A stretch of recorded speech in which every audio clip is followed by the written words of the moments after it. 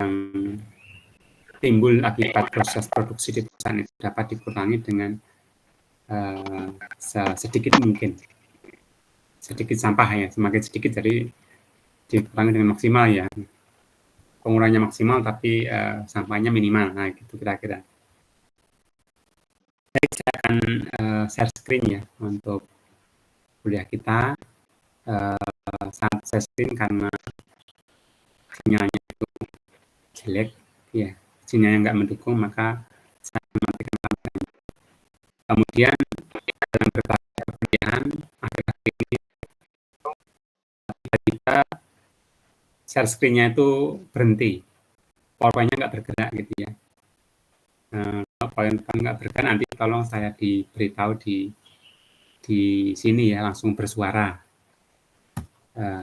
Kemudian kalau saya terlempar, nah karena kalau sudah share screen itu saya tidak melihat zoom-nya, jadi kalau terlempar itu kadang-kadang tidak tahu ya, nanti bisa miss call atau ya miss call atau chat di WA. Tapi kalau chat di WA kan saya juga kadang-kadang tidak ngecek ya, kalau miss call kan ada suaranya.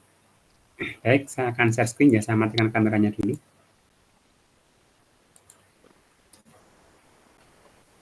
Saya akan share screen di jendela saja.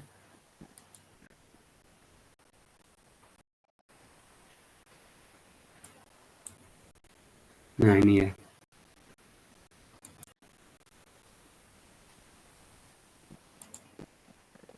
Jadi perbaikan berkelanjutan ya.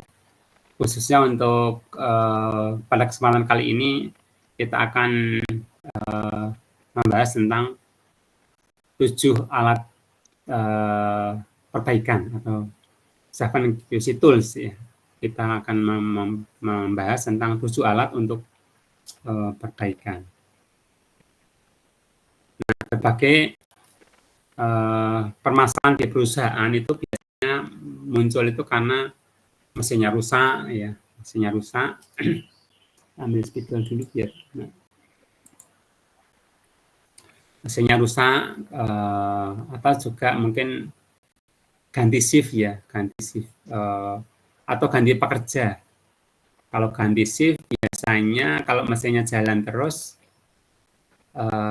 dan baru saja ada kerusakan, biasanya kalau karyawan yang tidak care, karyawan yang tidak peduli, biasanya dibiarkan. Toh nanti kerusakannya nanggung shift berikutnya. Tapi kalau karyawannya tanggung jawab, mesti memberikan informasi pada pengganti shift-nya. Ya, itu karakter dari karyawan memang beda-beda. Tergantung dari bagaimana perusahaan itu memelihara karyawan. Memelihara itu apa ya? Peduli terhadap karyawannya. Karena kadang-kadang kalau misalnya karyawan mengeluh kemudian tidak diperhatikan, nanti karyawan itu juga tidak peduli pada pekerjaan. Kalau memberikan gajinya terlambat itu juga karyawan juga kadang-kadang protesnya itu kadang-kadang dengan tidak peduli pada pekerjaan. Ya, itu sudah umum ya, karena kalau karyawan itu hidupnya kan ya tidak seperti supervisor ya. Supervisor itu kan lingkupnya levelnya itu manajer atau ya di bawah manajer lah, tapi dia masuk manajemen. Nah, kalau masuk manajemen itu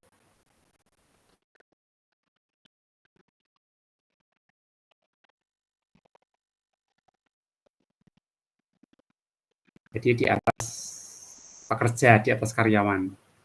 Ya gajinya ya di atasnya ya, minimal ya 2 kalinya. Kemudian kalau karyawan itu biasanya kan gaji telat aja sudah resah ya. Jadi kalau tingkat supervisor biasanya kalau sehari 2 hari itu masih bisa bertahan. Terus terlambatnya seminggu atau sebulan, nah itu baru mulai kelabakan gitu ya. Kemudian yang ketiga itu karena kegagalan mutu juga ya. Jadi ini biasanya disebabkan oleh bahan baku yang kurang mendukung biasanya ya, karena ternyata bahan baku itu juga variatif ya, bahan baku itu juga kualitasnya atau mutunya itu juga naik dan turun ya, naik turun tidak stabil. Ya kadang-kadang bagus, kadang-kadang jelek ya seperti produk-produk yang dihasilkan oleh perusahaan ini ya, perusahaan Anda misalnya Anda dari perusahaan kan kualitas dari produk juga naik dan turun. Nah demikian juga untuk bahan baku itu juga naik dan turun kualitasnya. Ya idealnya sih dia dalam range tertentu ya, jadi stabil gitu mestinya. Kemudian yang keempat itu karena kesalahan manusia atau human error ya. Kesalahan manusia itu lalai misalnya main HP gitu ya. Tapi kalau di perusahaan biasanya tidak boleh main HP ya. Jadi apalagi perusahaan itu pengawasan terhadap mesinnya itu harus continue ya. Kalau lengah sedikit saja nanti lari itu cetakan misalnya cetakan atau produk nanti dia out of order ya, dia rusak gitu ya. Nah kadang-kadang kalau rusak nanti memperbaikinya agak susah. Mending kalau produknya yang rusak, tapi kalau mesinnya yang ikut rusak kan nanti malah tambah biaya lagi. Jadi ini beberapa permasalahan yang kadang timbul di perusahaan. Nah ini dicoba untuk diidentifikasi mestinya. Ini masalah ini diidentifikasi, kemudian dicarikan solusinya. Nah untuk level kalian nantinya, level lulusan S1 yang bekerja di perusahaan itu adalah problem solver ya, bukan problem maker ya. Ya menyelesaikan permasalahan ya, bukan malah membuat masalah. Jadi kalau perusahaan ketambahan Anda sebagai karyawan baru kok malah banyak masalah, berarti Anda problem maker ya, membuat masalah. Nah, harapannya adalah perusahaan itu merekrut Anda nanti Anda menjadi penyelesaian masalahnya, problem solver. Nah, beberapa alat atau beberapa metode yang dapat digunakan untuk membantu para supervisor untuk menyelesaikan masalah itu ada banyak ya. Tetapi di sini saya akan menampilkan 7 saja yang terkenal dengan 7 UC tools ya. Nah, ada tokoh dari Jepang itu ya, namanya Kaoru Ishikawa. Dari namanya ada kelihatannya ini orang Jepang ya. Itu mengatakan bahwa sebanyak 95% masalah yang berkaitan dengan kualitas di pabrik dapat diselesaikan dengan 7 alat kuantitatif dasar. Mohon 7 maaf, alat Pak. kuantitatif dasar. Jadi sifatnya ini kuantitatif ya. Yang dikenal dengan 7 tools ya. 7 tools kadang-kadang disebut 7 tools QC management. Nanti kalau adik-adik ingin googling di internet, nanti 7 tools itu nanti akan muncul banyak contoh-contoh atau pembahasan atau definisi mengenai 7 QC tools ini. Nah, di sini saya juga merangkumkan dari beberapa sumber ya, dari internet yang semoga ini menjadi pemicu awal bagi adik-adik mahasiswa untuk belajar mengenai 7 QC tools. Sebenarnya 7 QC tools ini dapat kita gunakan tidak hanya di perusahaan, tetapi juga di kehidupan kita sehari-hari juga bisa. Ya, setiap dari kita, setiap dari Anda, mahasiswa tentu punya masalah ya. Masalah yang ingin diselesaikan. Kita dapat menggunakan 7 QC tools. Tidak harus 7-7-nya dipakai, tapi mungkin salah satu atau salah 2 digunakan itu sudah cukup. Ya, karena memang tipikal dari penyelesaian permasalahan itu tidak sama antara satu masalah dengan masalah yang lain. Jadi ini hanya merupakan panduan atau guidance ya untuk menyelesaikan masalah. Mohon maaf, Bapak. Ya. Slide-nya tidak jalan. Tidak gerak slide-nya. Oh. Bentar.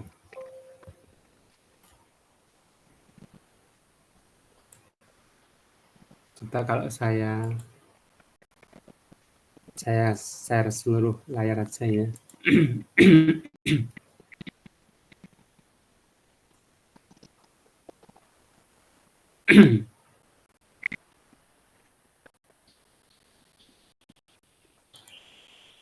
Nah, ini halaman judulnya ya, perbaikan berkelanjutan. Mudah-mudahan sudah muncul di situ.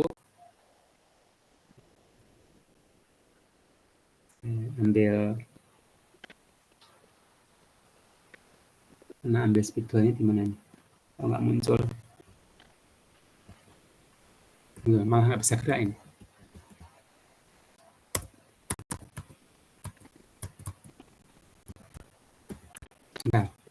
Nggak mau.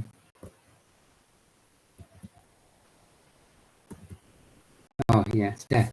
Oke. Jadi ini slide kedua ya, judulnya permasalahan perusahaan. Jadi slide pertama ini cover, kemudian ini permasalahan di perusahaan, ada 4 ya, kerusakan mesin, pertukaran pekerjaan, pekerjaan, kegagalan kualitas, kemudian human error atau manusia. Nah, ini tokoh dari Jepang, Kaoru Ishikawa, yang mengatakan bahwa sebanyak 95% masalah yang berkaitan dengan kualitas pabrik dapat diselesaikan dengan 7 alat kuantitatif. Ya, 90% ini tidak mutlak ya. Ya, 90% atau 80% itu sudah cukup ya, tapi waktu itu mengadakan penelitian, nah itu 95%. Ya, tentu memang juga ini tergantung perusahaannya apa ya. Kalau perusahaannya sangat kompleks mungkin ini tidak 95% ya, tapi mungkin 80%. Tapi kalau yang 7 alat ini fix ya, 7 alat ini. Biasanya menggunakannya 7 ya. Adapun sebanyak 90% ini ya kadang-kadang 95%, kadang-kadang ya tidak 95%.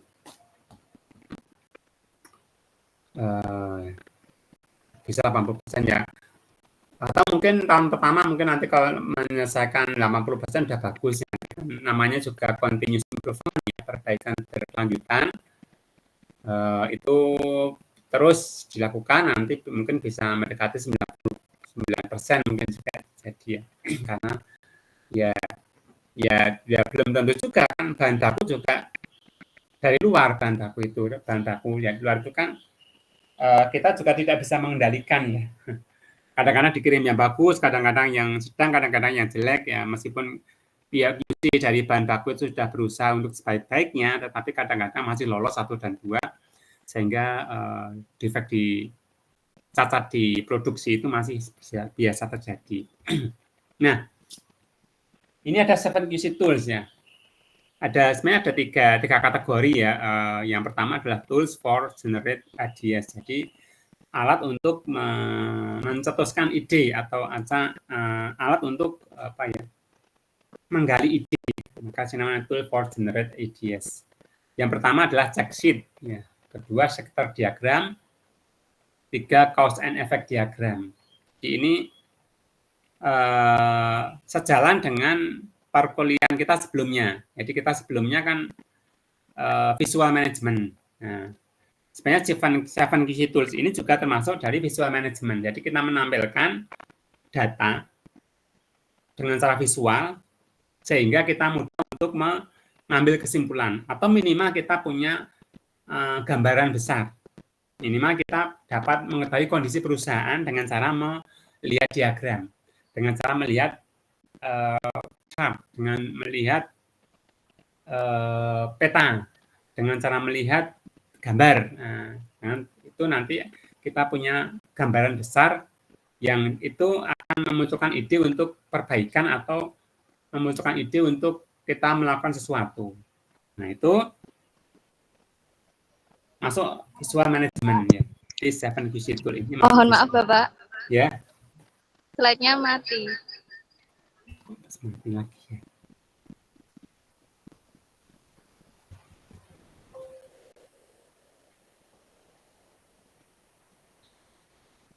Kalau gini muncul enggak? Kalau tidak di slide sebentar ini. Belum, Pak. Belum? Belum. Apa ya?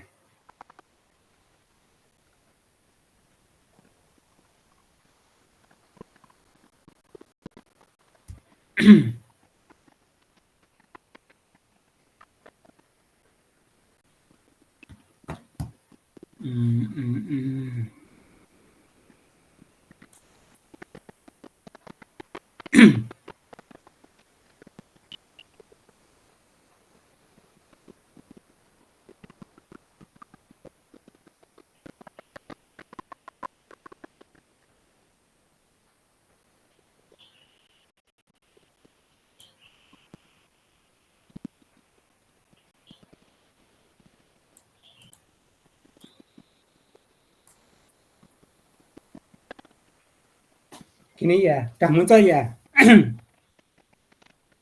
Sudah, Pak. Oke, gini aja. Ya, jadi ini ada 7 ya. Yang pertama check sheet, kemudian yang 2 sekitar diagram, 3 cause and effect diagram, itu untuk tools for generate ideas, jadi untuk memunculkan ide. Kemudian yang kedua berikutnya adalah 4 dan 5 ini, Pareto chart diagram, Pareto diagram, bahasa Indonesia itu ya diagram Pareto gitu ya, atau gambar Pareto. Kemudian yang 5 proses chart atau flow diagram atau flow chart. Itu untuk mengorganisasikan data. Jadi data itu dikumpulkan, kemudian dipilah-pilah gitu kira-kira. Jadi tools for organize data itu memilah-milah data. Kemudian yang ke-6 dan 7 ya, 6 itu untuk histogram. Kemudian yang 7 adalah statistical process control ya. atau SPC, biasa disingkat dengan SPC, itu 6 dan 7 ini adalah alat untuk mengidentifikasi masalah ya. Tools for identifying problem, jadi untuk masalah. Jadi ada 7 yang biasa digunakan oleh perusahaan untuk mengidentifikasi masalah yang ada di perusahaannya.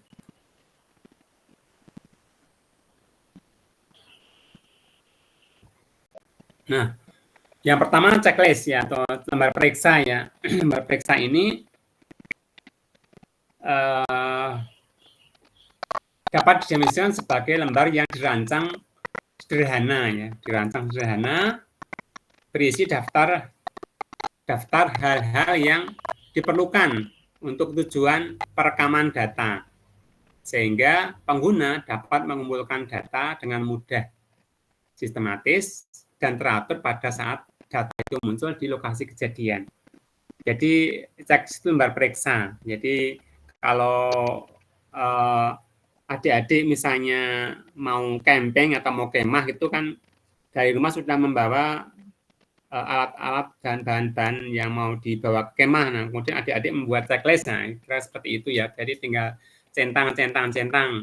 Kalau yang ada centang, kalau yang tidak dibiarkan kosong. Nah, itu sudah merupakan lembar periksa, checklist ya. Jadi memang ini dirancang sederhana, berisi daftar hal yang diperlukan. Jadi nanti tinggal misalnya nomor 1 itu baju koko atau yang laki-laki mungkin mukena, 3 itu celana olahraga, 5 mungkin sabun, 7 sikat gigi, 8 charger, 7 HP tentunya. Nah, itu checklist, nanti tinggal checklist gitu bagi yang sudah ada, yang belum nanti dicari sehingga dilengkapi gitu ya. Jadi itu checklist atau lembar periksa. Nah, ini memang mudah ya, mudah digunakan, juga sistematis dan teratur karena sudah dirancang sebelum itu digunakan. Jadi itu lembar periksa atau checklist atau check sheet ya, check sheet, checklist, dan sebagainya istilahnya. Nah, kapan check sheet itu digunakan? Nah, menurut Ragu ya, ini tahun 2005 ini ya, kapan digunakan itu sebagai berikut ya. Yang pertama, ketika data dapat diamati dan dikumpulkan berulang kali oleh orang yang sama atau di lokasi yang sama. Jadi misalnya pengambilan data kasus kasus demam berdarah misalnya di berbagai wilayah, misalnya kalau di Bantul ya Kecamatan Sewon, Kecamatan mana, Anda, Kecamatan mana, nanti tinggal di 1, 2, 3 pakai tali gitu ya untuk menghitungnya. Jadi ini tinggal memberikan tanda di mana peristiwa itu terjadi. Yang kedua, ketika mengumpulkan data mengenai frekuensi, nah ini terkait dengan frekuensi atau pola kejadian masalah cacat atau defek ya, lokasi cacat atau lokasi defek, penyebab cacat dan sebagainya. Jadi ini kalau di perusahaan biasanya kalau perusahaan kemasan misalnya itu kemasannya bolong atau mungkin rusak. Nah, rusaknya kenapa? Misalnya rusak gambarnya atau rusak warnanya atau rusak fisiknya, nah tinggal dikumpulkan berapa frekuensi yang terjadi. Kemudian juga ketika mengumpulkan data proses produksi. Jadi biasanya memang di proses produksi itu banyak data yang dikumpulkan dan itu menggunakan checksheet atau lembar periksa. Dan itu mudah digunakannya. Nah, bagaimana prosedur untuk menggunakan checksheet ya? Di sini pertama tentukan kejadian atau permasalahan apa yang akan diamati. Kemudian dikembangkan definisi operasional. Jadi itu Anda itu mengamati masalahnya apa, ya, apa, kemudian dituliskan di situ. Kemudian tentukan kapan data akan dikumpulkan dan berapa lama. Jadi misalnya di tempat produksi itu kalau di gudang bahan baku atau di mesin produksi atau mungkin di gudang bahan jadi, nah, itu tempat dikumpulkannya. Ini berapa lama ditentukan, apakah 1 minggu atau 2 minggu atau sebulan. Jadi kita yang menentukan ya, berapa lamanya kita menentukan. Atau mungkin musim-musim tertentu, misalnya pada musim panas, di mana cuacanya sangat ekstrim sekali, terus karyawan itu biasanya tidak fokus, nah itu bisa dikumpulkan data itu. Kemudian merancang form ya, isi sedemikian rupa sehingga data dapat direkam dengan hanya memberikan tanda cek ya, centang atau silang atau simbol serupa sehingga data tidak diperlu berbanyak ulang untuk analisisnya. Jadi misalnya tanda 1, 2 atau mungkin lingkaran atau mungkin noktah, titik dan sebagainya, atau mungkin strip dan sebagainya. Jadi semudah itu atau sesederhana itu. Jadi tidak perlu menuliskan dengan narasi, tapi cukup memberikan tanda saja. Maksudnya seperti itu.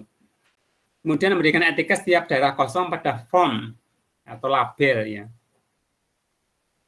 Jadi kalau memang itu butuh label atau keterangan bisa. Tapi ini jika hanya diperlukan saja. Kemudian menguji checksheet secara singkat untuk memastikan ketepatan checksheet dalam mengumpulkan data yang diinginkan. Juga memastikan apakah checksheet mudah digunakan atau tidak. Ya, checksheet yang bagus itu mudah digunakan ya. Kalau bisa ya 1 lembar ya, 1 lembar dan tulisannya besar-besar ya. Kan kadang kita ada checksheet yang tulisannya yang berlembar-lembar ya. Kalau berlembar-lembar itu nanti tidak efektif, tidak efisien ya. Harus apalagi waktunya harus cepat, nanti harus buka-buka mencari-cari di halaman berapa, itu kan susah. Syukur-syukur itu checksheetnya 1 halaman, tulisannya besar dan tidak banyak. Nah, jadi checksheet itu yang nggak usah banyak-banyak, mungkin kalau 1 lembar itu muatnya 10 item ya 10 item saja. Nah, nanti kaitannya dengan 7Qc tool yang lain ya, nanti masalahnya kan banyak, ya nggak usah semuanya. Dipilih beberapa masalah yang kira-kira dapat diselesaikan.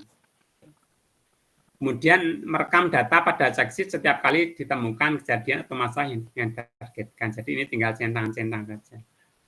Atau noktah atau tanda. Jadi seperti itu udah jadi nanti. Nah, apa fungsi checksheet dalam pengendalian mutu sekarang? Yang pertama untuk pemeriksaan distribusi proses produksi. Production process distribution check. Jadi ini untuk distribusi proses. Kadang-kadang di dalam perusahaan itu kalau lininya sama atau lini apa ya, jenis pekerjaannya sama dan dikerjakan oleh manusia, oleh orang, oleh pekerja atau manual, itu kan ada yang cepat, ada yang lambat. Nah, nanti dari situ nanti ketahuan siapa yang cepat mengerjakan, siapa yang lambat mengerjakan, siapa yang hasilnya sedikit, itu nanti sudah ketahuan di situ.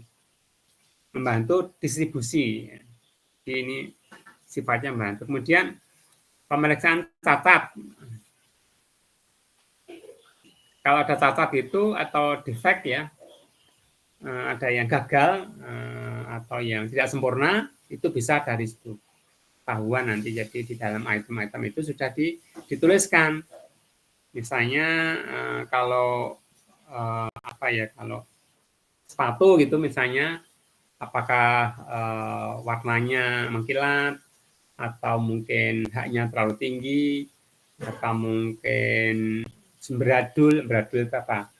Kainnya itu tidak halus gitu ya, misalnya kena gesekan-gesekan yang membuat tidak bagus. Gitu. Kemudian juga pemeriksaan penyebab cacat, bisa juga kalau tadi jenis cacatnya, ini penyebabnya. Ya, penyebabnya itu apa?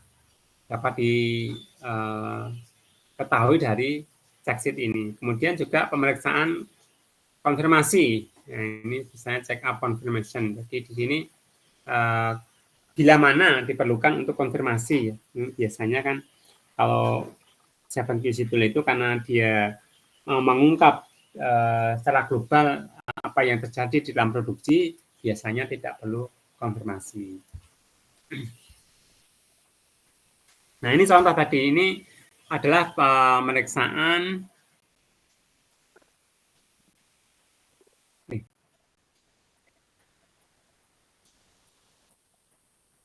ini contoh pemeriksaan cacat ya. Nah, ini ketebalan item dengan proses distribution check sheet. Jadi di sini ini dalam mikron ini ya, tebal dalam milimeter ini bukan milimeter. Jadi ini kalau milimeter ini apa ya, tebalnya 2 mm itu kaca mungkin ya. Kaca 2 mm ya. Ini thickness ya. Kalau di perusahaan Zado itu kemasan ya, itu mikron ya, biasanya kemasan itu sekitar 15 mikron. Nah, kalau ini kan ada ketebalan produknya, kebetulan ini tidak disebutkan ya, anggap saja kaca misalnya, kaca yang lembar-lembar itu ada yang tebalnya itu idealnya kan ini 2,2 mm ya. Jadi di sini ada lower, ada upper. Ya, ini batas bawah, ini batas atas. Jadi kalau idealnya 2,2 mm. Kalau terlalu tipis, nanti dia akan mudah retak. Batasnya kurang. Kalau terlalu tebal, itu boros. Ya, boros itu nanti rugi kita. Jadi yang betul, yang ideal ya tebalnya 2,2. Ya, kalau konsumen mungkin untung ya, semakin tebal semakin kuat misalnya, tapi juga belum tentu ya, nanti kalau dipasang di tempat yang memang thickness-nya atau tebalnya sudah tertentu, nanti dia akan menonjol ya, jadi enggak rata gitu. Jadi makanya di sini di dalam distribusi di dalam proses produksi itu ada batas bawah dan batas atas. Nah, seperti ini untuk mengungkap ketebalan dari suatu produk. Ini tinggal pertama begini, jadi misalnya produk pertama 2,2 silang di sini 2,2. Produk berikutnya 2,2 sini. Produk berikutnya 2,1 misalnya di sini. Nanti ke produk berikutnya 1,3 di sini. Nanti produk berikutnya 2,2 naik di sini. Jadi silang ini adalah proses ketika kita menemukan produk ya. Sehingga di sini sudah ketahuan tanpa dihitung, itu kita sudah bisa punya gambaran bahwa distribusi dari ketebalan kaca itu normal. Artinya ya paling banyak di sini. Karena kadang ada ya kalau dan normal nanti di sini misalnya, berarti kan mesinnya bermasalah. Atau terlalu tebal di sini, berarti mesinnya bermasalah sehingga di-adjust atau diperbaiki. Jadi ini manajemen visual ya. Jadi kita tidak usah menghitung. Nah, kecuali kalau kita mau menghitung ya boleh saja hitung 1, 2, 3, 4, 5 sampai berapa. Nggak usah dihitung juga. Sekalian sudah kelihatan di sini. Ini berarti 21. Ini berarti sekitar ini 14. Jadi skala di sini frekuensinya ada. ini ketebalannya ada di sini. Jadi, tapi kalau kita ngeliat polanya saja, karena ini kan check sheet ini kan kita hanya ingin melihat pola ya. Polanya sudah seperti ini, berarti sudah oke kira-kira. Oke, lanjut ya. Ini contoh untuk defect ya, item jenis dari catat ya, jenis dari kesalahan atau jenis dari broken atau yang rusak. Misalnya ini kebetulan sudah diketahui sini detective item check sheet pada final inspection of lini sewing pabrik sepatu. Sewing itu jahit ya. Jahit. Di kotor, ini nanti kalau kotor 1 ini tali 1, kotor lagi tali 2, kotor lagi tali 3 dan seterusnya. Nanti setiap 5 kita strip sini sehingga dengan demikian nanti di akhir kita bisa menghitung dengan mudah ya, ini 5, 5, 2 berarti 12. Broken stitching ya. Nanti juga tali berikutnya. Jadi nanti kita mudah menghitungnya. Ini di akhir nanti kita skor sini.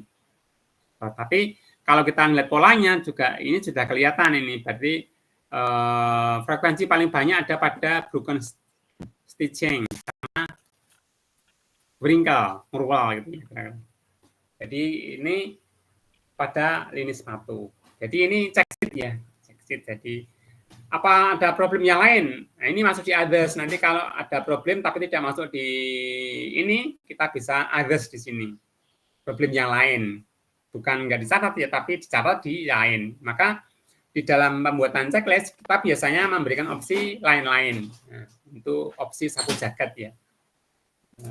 A, B, C, D, terus yang E, lain-lain. Nah, itu kira-kira. Supaya nanti kalau lain-lainnya banyak, nah, nanti kalau lain-lainnya banyak, misalnya di sini lain-lainnya kok 70, nah berarti ini harus dirubah.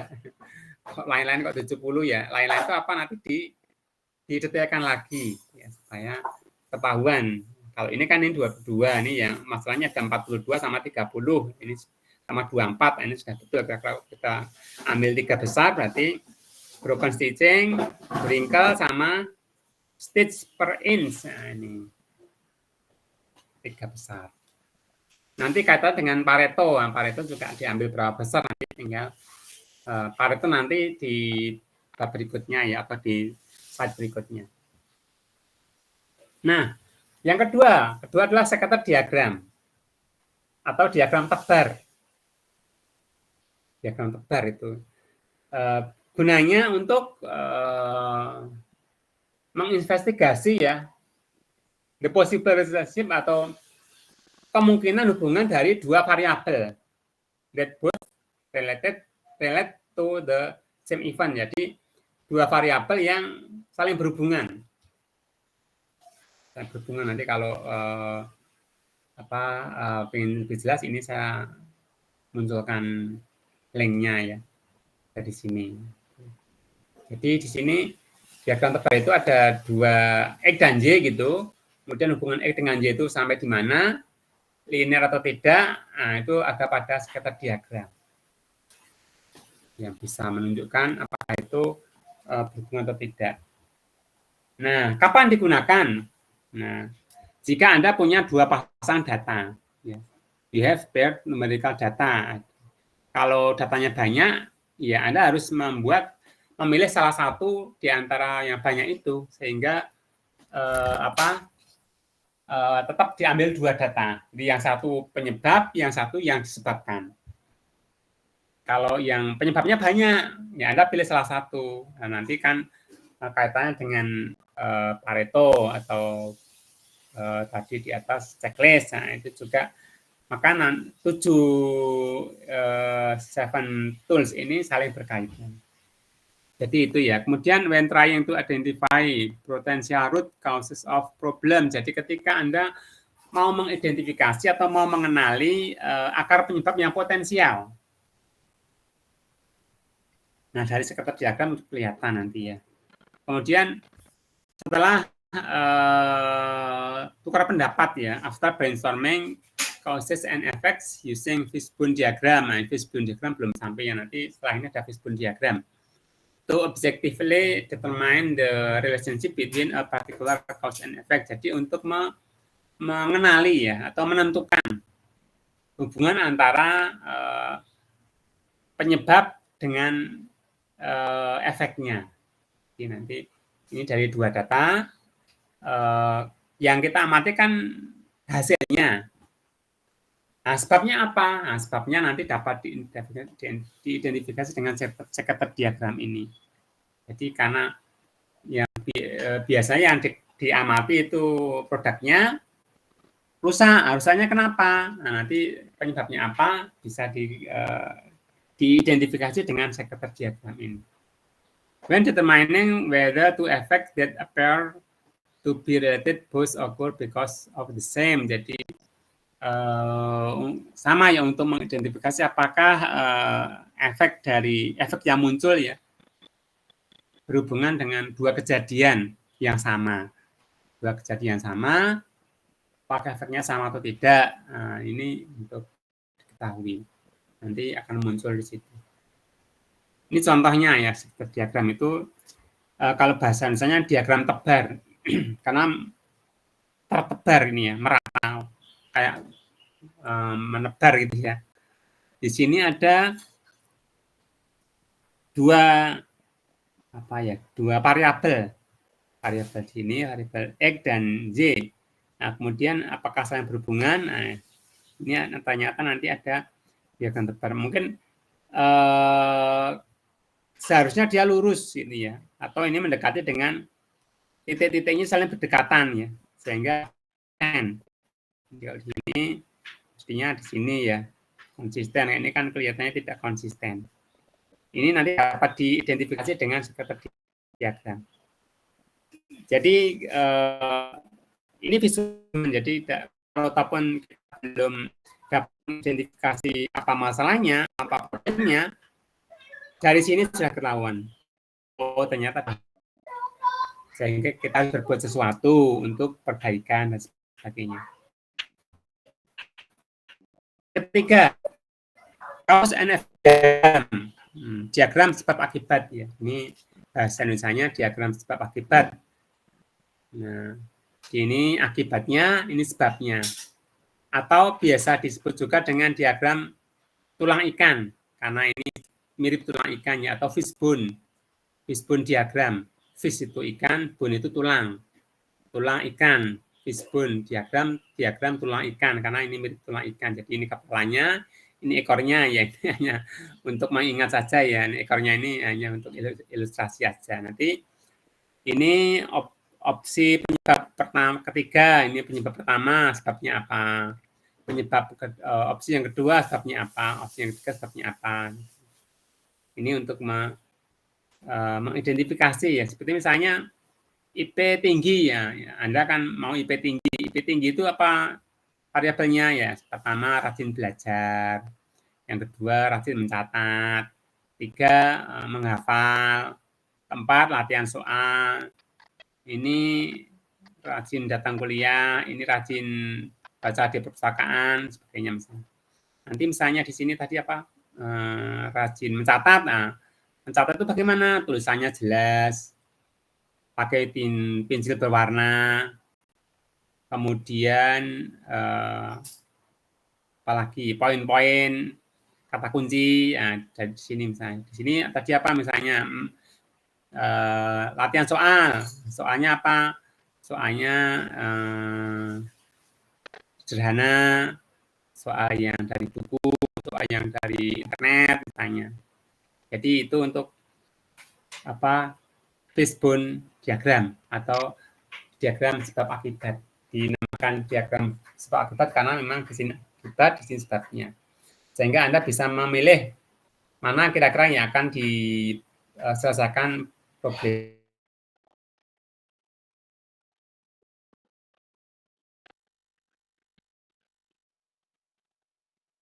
Definisinya ya, cause and effect diagrams are invaluable tools, alat yang tidak berharga, tidak ternilai harganya ya.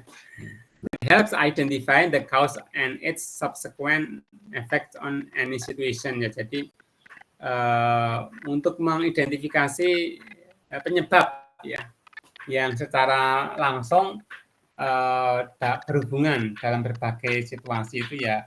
Jadi semua dapat dilihat di sini ya. Ini kan ini semua nanti masuk di sini.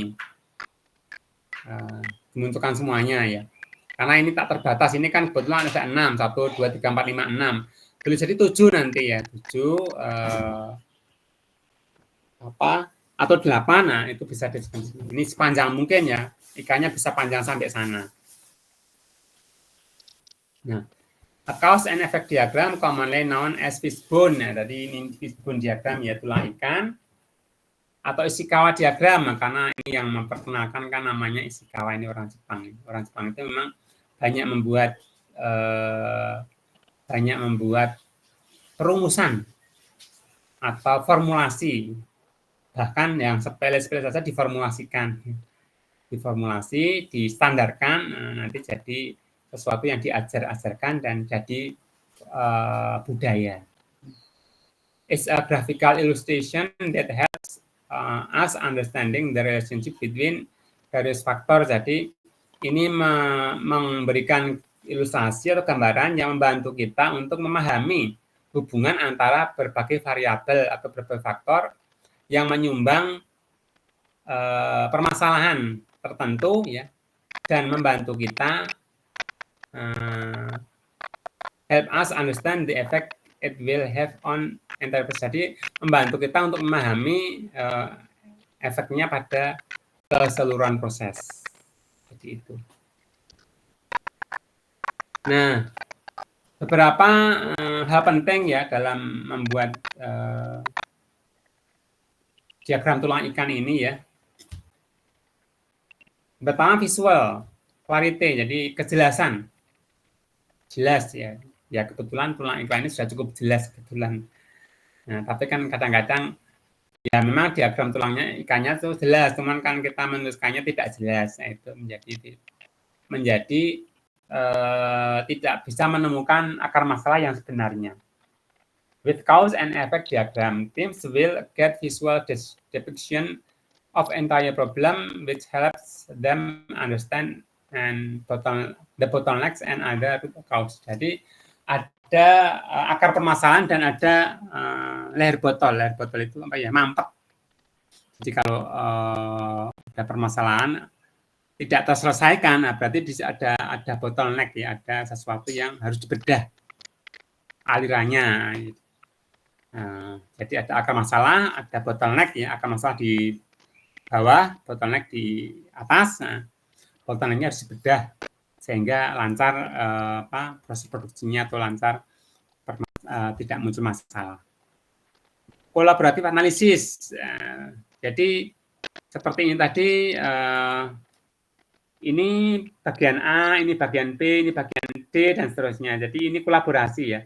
Nanti option ini, cause and effect-nya diselesaikan oleh Departemen A. Yang ini oleh Departemen B, yang ini Departemen D, dan seterusnya, atau C. Jadi ini kolaborasi sifatnya. Nah, masing-masing bekerja pada bagiannya ya. Jadi karena nanti muaranya masing-masing akan menyumbang pada efek produk di sini.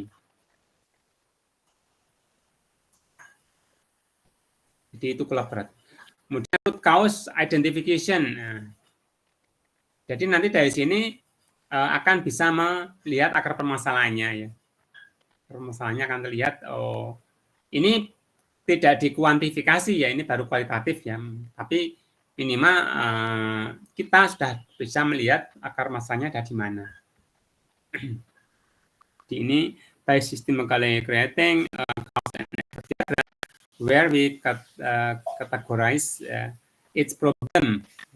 Jadi tiap-tiap masalah dikategorikan, dikelompok-kelompokkan, maka we can easily identify the symptoms. Kita akan dapat dengan mudah mengenali gejalanya. Jadi itu untuk Fishbone diagramnya. Yang keempat, diagram Pareto atau Pareto diagram atau Pareto chart. Ya, bahasa Inggrisnya ada Pareto diagram, ada Pareto chart. Ini gambarnya seperti ini Pareto itu. Nah, Pareto itu adalah ya, ini ada permasalahan yang banyak, tapi kita bisa kelompokkan ya. Ini masalah yang banyak di sini. penyelesaiannya. Kemudian ini yang kedua, yang ketiga. Jadi dari sini nanti kita hanya akan pilih 1 atau 2 masalah atau 3 masalah yang akan diselesaikan. Yang ini kita abaikan. Ya, kita abaikan sementara. Ini yang kita utamakan. Jadi diagram Pareto itu kita akan melihat menyelesaikan sedikit masalah, tapi banyak masalah terselesaikan. Ya, kira-kira seperti itu. Nanti hukumnya ada di bawah hukum-hukumnya ya. Apa itu Pareto chart atau Pareto diagram? Pareto chart is one of the quality management tools and usually used during the defined stage in Six Sigma. Jadi istilah Six Sigma itu juga bagian dari quality management ya. Jadi di perusahaan itu nanti ada ISO 9000, ada Six Sigma, ada PQM, ada TQC, ada continuous improvement dan sebagainya ya. Yang istilah-istilah itu punya makna khusus yang dalam menyumbang untuk perbaikan berkelanjutan. Ini Six Sigma ini tersendiri ya. Ada lagi nanti flow chart ya, juga ada yang dikembangkan, atau cash flow itu juga ada. Kalau di keuangan ada cash flow dan sebagainya, itu ada. Nah, ini Pareto dia hukumnya ya. This simple rule ya. Jadi aturannya sederhana ya Pareto itu. 20% issues atau hal menyebabkan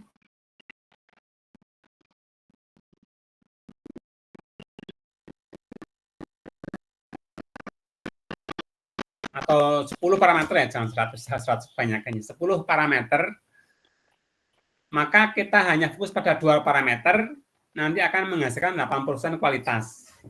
Jadi daripada kita menyelesaikan semuanya, kan butuh energi yang banyak.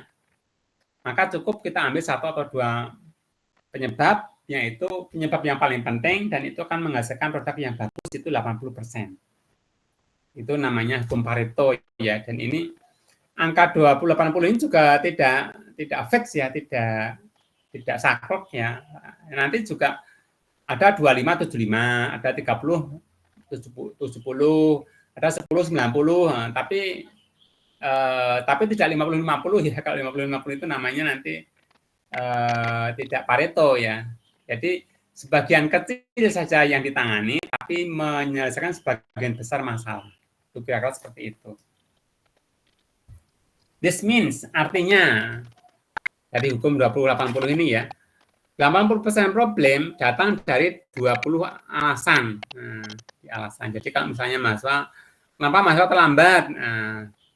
Mahasiswa terlambat karena 1, banyak bocor, 2, karena saya sarapannya susah, 3, karena jalannya macet, 4, karena kesiangan, 5, karena menolak orang jalan. Nah, biasanya dari sekian banyak itu hanya sekitar 20% saja problem yang dapat diatasi sehingga masa itu datang tidak terlambat.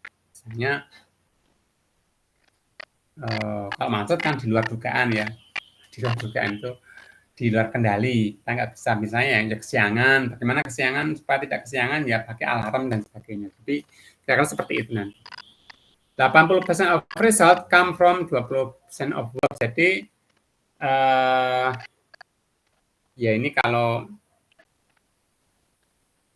mahasiswa misalnya Anda punya teman 50 ya, teman 50 untuk bekerja menghasilkan satu hasil tertentu. Maka Anda tidak perlu untuk 50 ini dilibatkan semuanya. Anda cukup merekrut 20% dari teman Anda untuk mencapai hasil. Jadi dari 50 teman itu yang Anda bisa daya gunakan paling hanya 20%-nya. Berarti hanya sekitar 10 orang.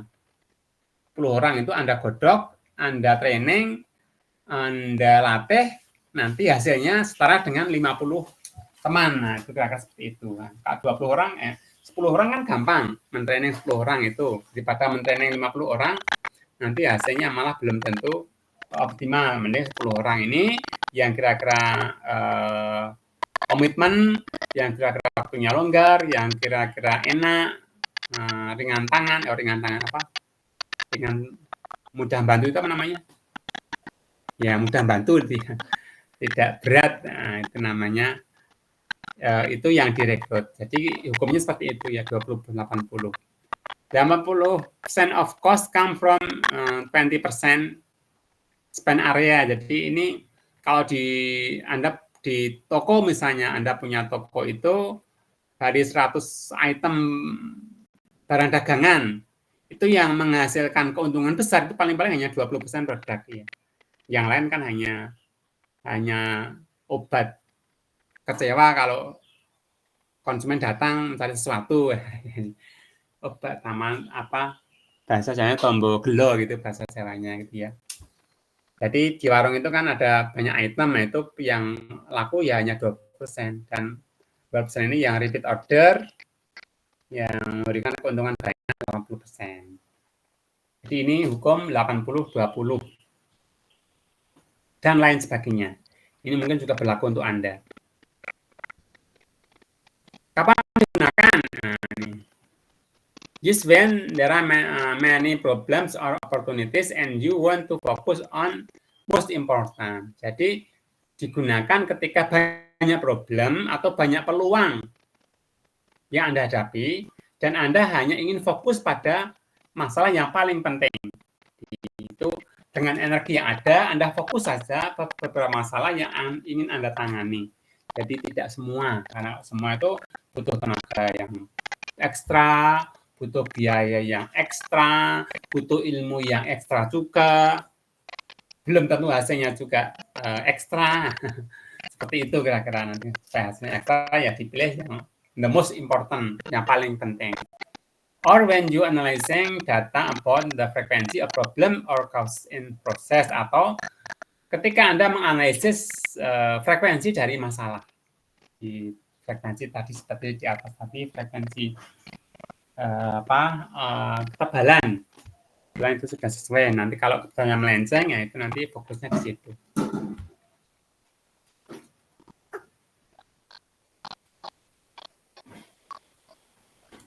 Namanya flow diagram 5 ya, diagram alir ya.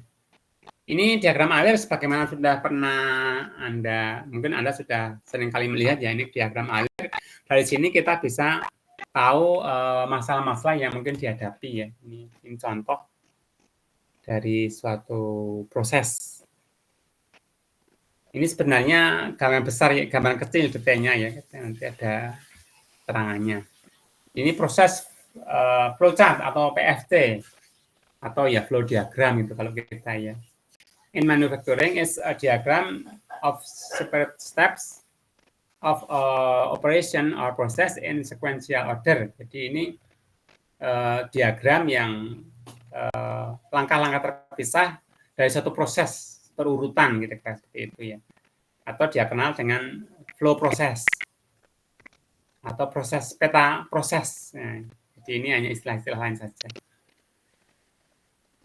PFC ya, process flowchart is a process analysis tool that can be used to describe. Ya, jadi dapat digunakan untuk menggambarkan beberapa proses, seperti misalnya proses manufaktur, proses planning, proses bagian perawatan misalnya, ya. Jadi itu biar kelihatan nanti. Nah, kapan digunakan? When to use?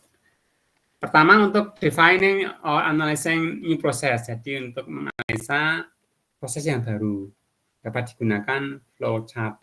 Yang kedua, for standardize or the design of an existing proses ya. Jadi suatu proses yang sudah ada akan distandarkan atau akan desain ulang. Kalau distandarkan itu berarti sudah mapan, dibuat flow prosesnya. Sehingga nanti semua orang mengikuti diagram tersebut. Atau mau didesain ulang, ya. Sudah ada, kemudian digambarkan, Nah, kemudian dipikir-pikir kira-kira proses mana yang mau dirubah, itu juga bisa dibantu dengan proses flowchart ini. Yang ketiga, to find opportunity for improvement. Jadi untuk mencari peluang perbaikan. Saya peluang ya belum tentu juga, tapi kan peluang-peluang masih ada. Setiap proses itu selalu ada peluang perbaikan. Karena namanya juga quality improvement ya, perbaikan berkelanjutan ya. Seperti misalnya langkah yang tidak perlu, kemudian ada bottleneck, leher botol atau gaps ke jurang ya, jurang apa antara fakta dengan realitas itu, antara fakta dengan harapan itu berbeda, itu di situ untuk dikenali. Ada dua ya secara umum ya, ada diagram yang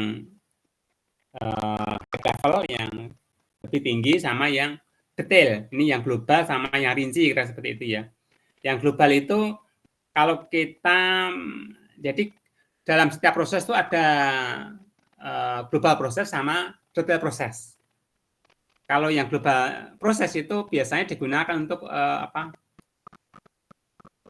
untuk awal sampai akhir. Contohnya ini ya, penerimaan resep, kemudian inspeksi, kemudian storage penyimpanan, produksi, kemudian packaging dan penyebaran ya, atau pengiriman. Ini proses dari awal sampai akhir ya. Jadi ini global namanya. Biasanya ya hanya berapa, 6-10 step ya. Ini kan berapa ini, 1, 2, 3, 4, 5, 6. Ini 6 step. Ini global, jadi menggambarkan secara global. Nanti kita tinggal mana yang mau dilihat detailnya. Jadi misalnya ini RM resep ini ya, ini kita bisa detailkan lagi dengan flow yang lebih detail, namanya detail diagram. Nah ini RM resep ini, kelihatan nggak ini RM resep? Ternyata RM resep yang di sini, yang ini masih bisa didetailkan di sini. Nah ini resep, ada saving, inspection report, ada inspection, kemudian BOP atau packing material. Kemudian di sini ada pertanyaan apakah materialnya oke atau tidak. Kalau oke berarti penyimpanan, kalau tidak oke berarti dia dikirim ke supplier untuk diminta dikirim seterusnya. Nah, nanti seperti ini yang proses detail. Jadi yang detail proses itu untuk menggambarkan gambaran yang teliti ya, yang microview of activity. Biasanya lebih dari 15 step. Nah ini angka ini juga tidak mutlak ya. Nanti kalau Pak kalau 10 itu masuk detail apa masuk high level? Ya tergantung prosesnya ya. Ada yang kalau prosesnya sederhana itu ya 10 itu nanti sudah detail. Tapi kalau proses yang sederhana lagi mungkin yang high level itu 3 step, yang detail itu mungkin 6 step dan sebagainya. Jadi angka ini tidak mutlak. Ya hanya yang jelas ada dua yang kita bisa buat, yang detail sama yang global. Tergantung kepentingannya untuk apa. Itu ya. Oke, 5 tadi. 6 histogram. Histogram itu jenis grafik distribusi frekuensi. Nah, seperti ini kira-kira. Ini dikenalkan seperti ini ya. Diagram batang kalau bahasa misalnya. Karena memang seperti batang ini yang tinggi ya menunjukkan frekuensi yang besar, yang rendah menunjukkan frekuensi yang kecil. Jadi diagram batang istilah lainnya. Apa kegunaannya? Untuk identifikasi distribusi data. Ya, di data ini kan juga kelihatan mana yang frekuensinya banyak, mana yang sedikit ya. Yang kedua untuk mendeteksi outlier, ada nggak pencilan. Outlier itu pencilan atau keanehan ya, data-datanya aneh. Kalau di sini yang aneh, ya ini misalnya. Kalau di atas tadi, yang silang tadi ada di yang paling kiri, paling kanan itu namanya aneh. Jadi keanehan. sehingga perlu dicurigai atau mungkin diabaikan. Ada yang perlu dicurigai untuk penanganan, ada juga yang perlu diabaikan karena pencilan ya sudah diabaikan saja sehingga tidak usah digagas atau tidak usah ambil tindakan.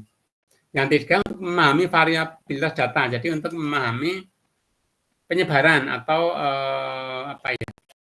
disparitas ya.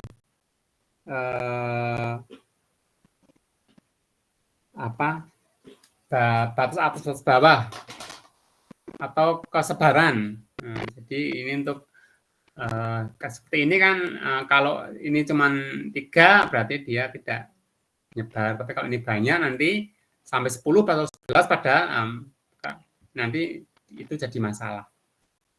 Jadi untuk variabilitas data. Kemudian untuk analisis tren juga bisa. Seperti ini normal. Tapi kalau nanti yang tinggi ini di kanan atau di kiri, nanti itu namanya tren ya. Itu tidak normal. Tergantung apakah itu diinginkan atau tidak ya. Kalau yang diinginkan mungkin itu tidak masuk anehan ya. Tapi biasanya normal distribusinya ya. Sehingga trennya ya seperti ini. Ini untuk tren. Kemudian untuk pengambilan keputusan juga bisa ya. Kemudian untuk membandingkan kumpulan data. Jadi itu histogram itu memang fungsinya untuk namanya juga manajemen visual ya. Jadi kita dengan melihat data sepintas kita sudah punya bayangan. Nanti kalau kita ingin tahu detail, nah kita baru masuk ke data yang berikutnya. Data yang lain ya, itu mungkin bukan histogram ya, tapi data yang lain misalnya flowchart-nya atau mungkin persebarannya atau mungkin fishbone-nya dan sebagainya. Yang 7 terakhir ya, adalah SPC atau Statistical Process Control. Jadi ini collection of tools that allow quality engineer atau perekayasa mutu ya menjamin bahwa prosesnya itu dalam kendali. Tapi dengan menggunakan statistik ya. Jadi kan namanya proses itu harus dikendalikan ya. Kalau prosesnya tidak dikendalikan itu namanya tidak menjamin ya. Seperti misalnya kami berharap nilainya bagus-bagus ya, nilainya IPK-nya tinggi, maka Anda harus di bawah kendali kami ya. Misalnya kami mewajibkan Anda untuk kuliah, UIN mewajibkan Anda untuk mengerjakan tugas, itu namanya di bawah kendali. Tapi kalau tidak dikendalikan ya mau kuliah dan tidak terserah, mau ngumpul tugas atau tidak terserah, itu tidak terkendali. Itu nanti outputnya tidak akan seperti yang diharapkan. Sehingga ini menggunakan statistik ya, bantuannya statistik. If you are not managing your process, you are not going to like the result you get. Jadi kalau Anda tidak mengendalikan prosesnya, Anda tidak bisa mengendalikan hasilnya. Jadi hasil itu kan akibat ya, yang bisa kita kendalikan kan prosesnya. Ya, tapi juga ada juga yang mungkin